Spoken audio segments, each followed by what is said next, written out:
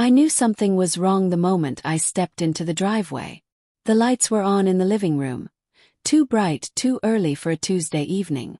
I could see the faint silhouette of someone moving behind the curtains. My wife, Anna, was supposed to be working late again, finalizing some marketing presentation with her boss, Richard.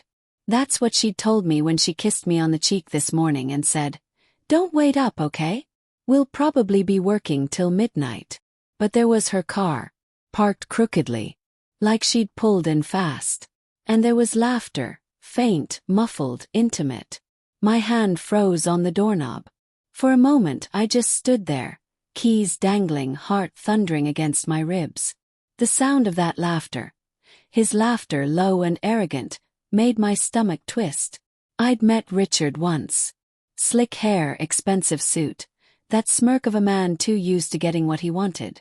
The type who flirted shamelessly under the guise of just being charming. I pushed the door open quietly. What I saw inside didn't feel real. Anna was sitting on Richard's lap, her head tilted back, her hand on his chest, both of them smiling like they'd known each other their whole lives. A glass of red wine was in her other hand, and his fingers rested possessively on her thigh. For a second I didn't breathe. Then, without thinking, I let the door close behind me. Loudly, they froze. Anna jerked her head toward the door, color draining from her face. Richard's smile faltered, but he didn't move. He just looked at me like I was some minor inconvenience that had interrupted his evening. "Daniel," she stammered, leaping off his lap so fast her wine glass tipped, spilling onto the rug. I didn't say a word. My throat felt like it was full of glass shards. "Hey man," Richard began, his tone fake casual. "This isn't what it looks like." I laughed, short, sharp, bitter. "You've got about 10 seconds to get out of my house before I make you regret that line." He stood up slowly, still trying to look in control. "Relax, Daniel. We were just... Get out." There must have been something in my voice, because the confidence vanished from his eyes. He straightened his jacket, gave Anna a look that said handle this, and brushed past me on his way to the door. I followed him just far enough to slam it shut behind him. The silence that followed was deafening. Anna stood there, trembling, her lipstick smudged, her hands clutching each other. "Daniel, please, it's not." "Not what?" I cut her off, voice rising. "Not what it looks like. You were on his lap, Anna. In our home." Tears welled up instantly. "It was stupid, I swear. It didn't mean anything. We just had some wine and things got..." "Got what?" Snap. "Got out of hand. Or was this planned? You've been working late 3 times this week. Is that what you call it now?" She covered her mouth, crying silently. "It's not like that. I didn't sleep with him." The words meant nothing. Once trust cracks, even the truth sounds like a lie. I wanted to scream, throw something, smash every reminder of the life I thought we had. But instead I just stood there, staring at the woman I'd built my world around, realizing that world was a lie.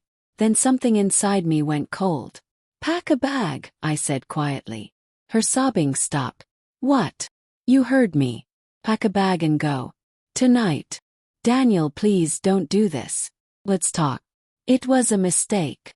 "Yeah," I said, voice shaking. "You made a mistake. And I made one too, trusting you." She took a step toward me, but I raised a hand. "Don't." For a moment she just stood there, staring at me, and I saw the fear in her eyes. Not of me, but of losing everything. "I'll call your sister," I said. "You can stay there until I figure out what's next." She hesitated, then ran upstairs. As I listened to her footsteps fade, I sank into the couch, the same one where she'd just been sitting on another man's lap, and felt something inside me snap. The house smelled faintly of her perfume and his cologne, an awful mix of betrayal and shame. I poured the rest of the wine down the sink, every drop hissing like poison, then threw both glasses into the trash. But I wasn't done.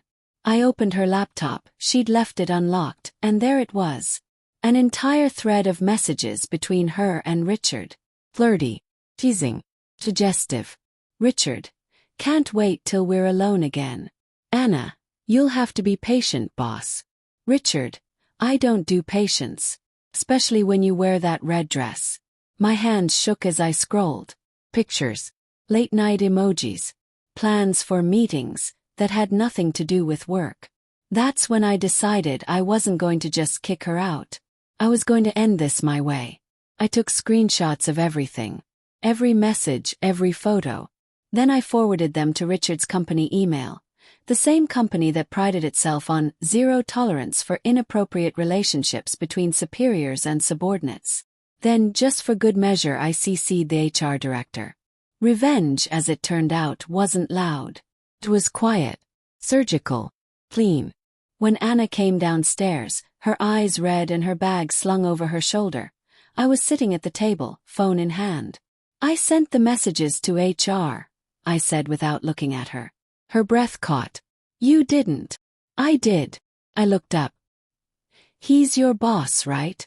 Guess you'll both have a lot of explaining to do tomorrow. She stared at me, disbelief giving way to panic. Daniel, that could ruin my career.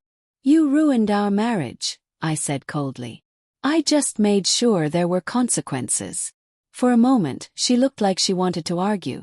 Then she broke down completely, dropping to her knees, crying into her hands. Please, I'll fix this.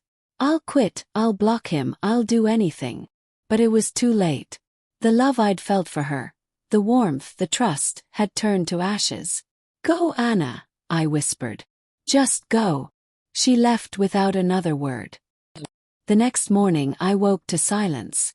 No coffee brewing, no hum of the hairdryer upstairs. Just an empty house that felt colder than ever. Part of me wanted to reach out, to ask why. But another part, the part that had seen her laughing in another man's arms, knew it wouldn't change anything. By noon, my phone buzzed with a call from a friend who worked at her company.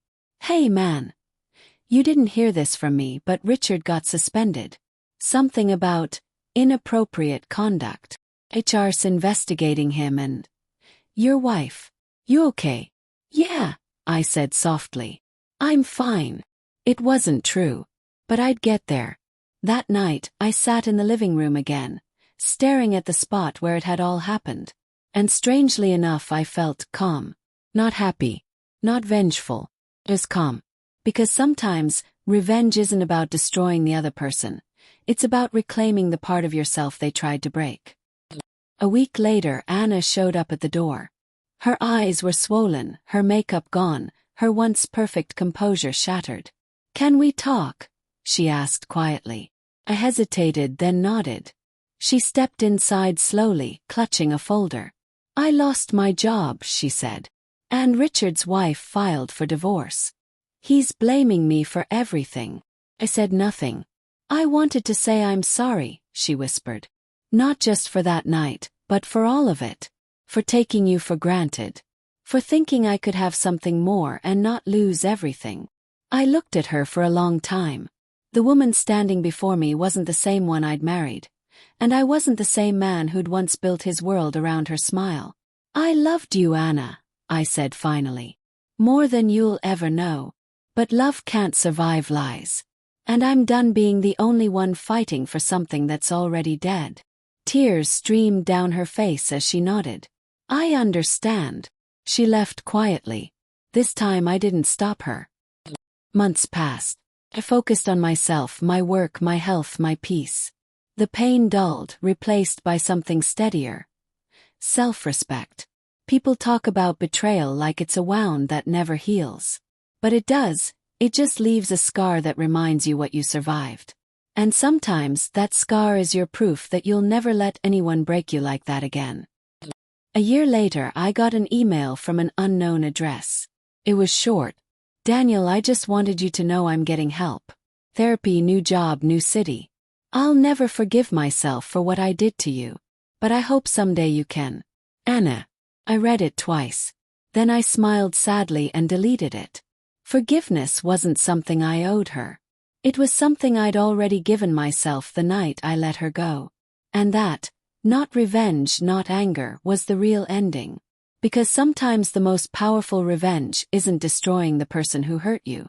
It's walking away. and making sure they know they can never touch you again.